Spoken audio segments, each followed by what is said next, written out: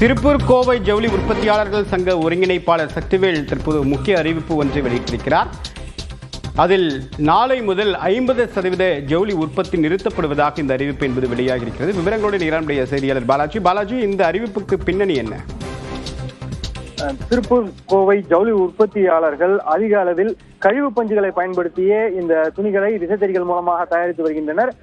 இந்த கழிவு பஞ்சுகளின் விலையானது சுமார் 20% அளவுக்கு கடந்த 3 வாரங்களில் உயர்ந்துள்ளது. இதன் காரணமாக துணிகளின் விலையை உயர்த்த முடியாமல் தற்போது 100 கோடி ரூபாய் மதிப்பிலான துணிகள் தற்பொழுது தேக்கமடைந்திருப்பதாகவும், மேலும் தேக்கம் அதிகரிக்கும் என்பதால் தற்பொழுது முதல், அதாவது நாளை முதல் இந்த துணிகள் உற்பத்தியானது 50% குறைக்கப்பட்டு 50% வேலை நிறுத்தமானது, அதாவது உற்பத்தி நிறுத்தம் நடைபெறும் என தெரிவித்திருக்கின்றனர்.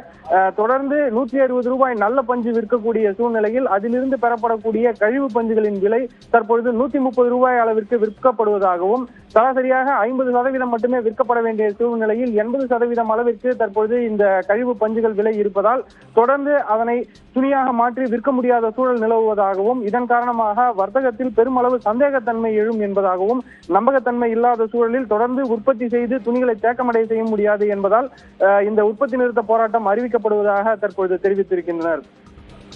விரிவான தகவலுக்கு நன்றி பாலாஜி.